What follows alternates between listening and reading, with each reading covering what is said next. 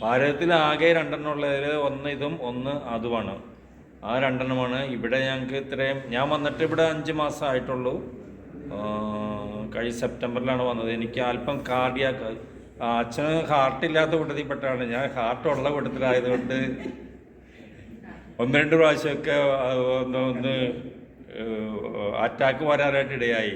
അതുകൊണ്ട് കുറച്ച് സമയം ഒന്ന് റെസ്റ്റ് എടുത്തുകൊണ്ടാണ് ഇപ്പോൾ പള്ളിയിലേക്ക് വന്നിരിക്കുന്നത്. സുബാനയുടെ ഒരു വിസിറ്റിംഗ് ചെയ്യുന്ന ഒരു സമയമുണ്ട്. ആ സമയത്ത് ഹാർട്ടിൻ്റെ ഈ ഭാഗത്തിരുന്നുകൊണ്ട് മുട്ടുസൂചിക്ക് കുത്തുന്ന പോലെ ഒരു വേദന വന്നു. ആ വേദന വന്നപ്പോൾ ഞാൻ ആ കസേരം ഇരുന്നു.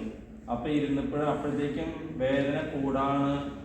വേദന ഇങ്ങനെ ആ പോയിന്റിനെ സ്പ്രെഡ് ചെയ്തുകൊണ്ട് ഇങ്ങനെ വേദന വരുന്നത്.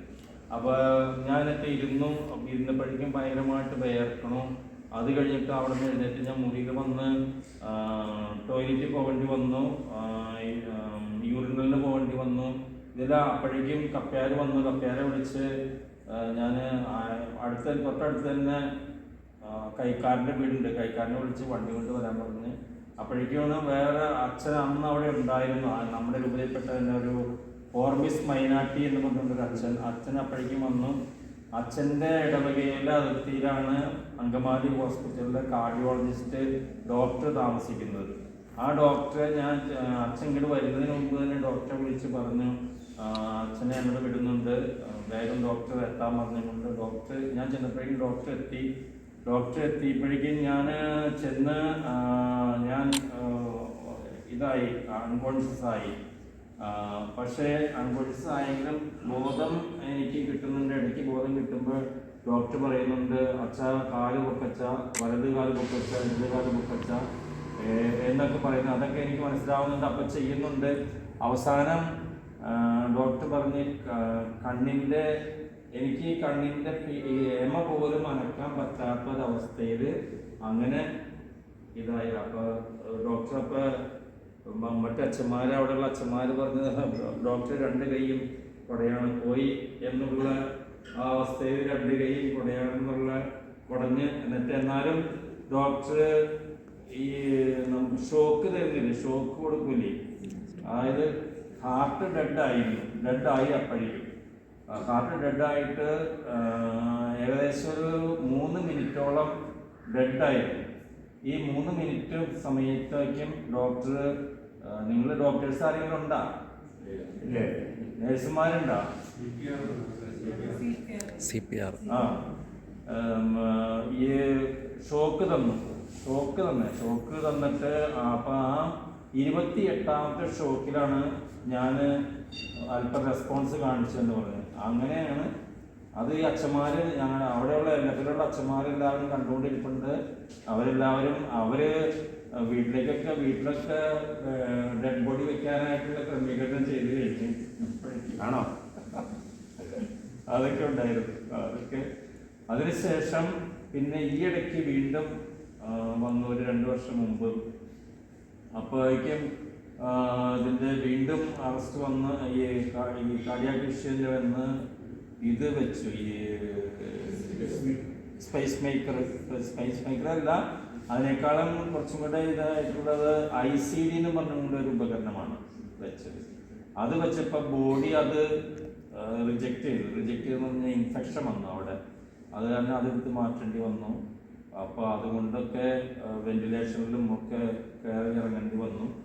അങ്ങനെ രക്ഷപ്പെട്ടതാണ്. ഇത് ആ സമയത്ത് അച്ഛൻ പറഞ്ഞ കാര്യം, ആ സമയത്ത് എന്താണ് എനിക്ക് തോന്നി, അതായത് 3 മിനിറ്റ് ഡെഡ് ആയിരുന്നപ്പോൾ എന്താണ് എൻ്റെ ഫീലിംഗ് എന്നുള്ളതാണ് പറയാനായിട്ടാണ്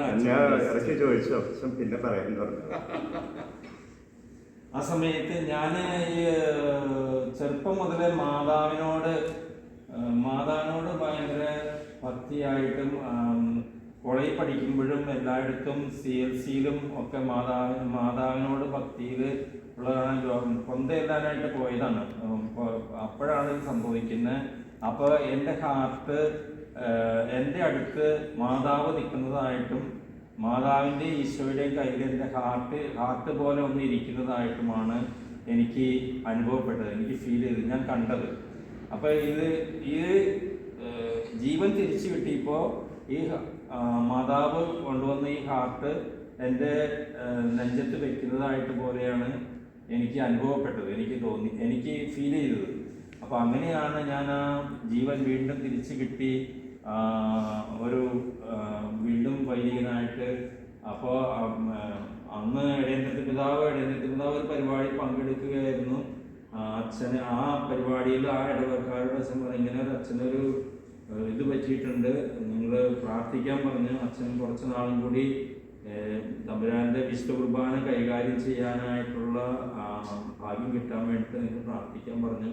അതൊക്കെ ഇത് അപ്പോൾ ആളുകളെല്ലാവരും ഇവരെല്ലാവരും വേറെ ആർക്കും അറിയാൻ പാടില്ല, ഞാൻ പറഞ്ഞാലേ ഇത് അറിയാൻ പറ്റുള്ളൂ ഇതെങ്ങനെയാണെന്ന്. ഞാനങ്ങനെ ആരോട് അങ്ങനെ അങ്ങോട്ട് ഷെയർ ചെയ്തിട്ടില്ല. ഇപ്പൊ അച്ഛന് പറഞ്ഞ കാരണമാണ് ഇങ്ങോട്ട് ഷെയർ ചെയ്തത്. അപ്പോൾ മാതാവിനോടുള്ള ഭക്തി എൻ്റെ ഇതിൽ എല്ലായിട്ടും ഇങ്ങനെ എപ്പോഴും കൊന്തയില്ലേയും എപ്പോഴും ഇങ്ങനെയൊക്കെ മാതാവിനോടുള്ള ഭക്തി കാണിച്ചിട്ടുണ്ട്.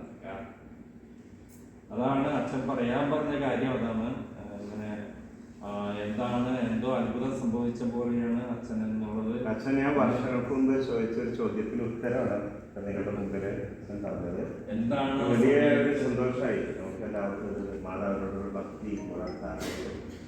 അച്ഛൻ പറഞ്ഞ കാര്യങ്ങൾ ദീർഘമായി.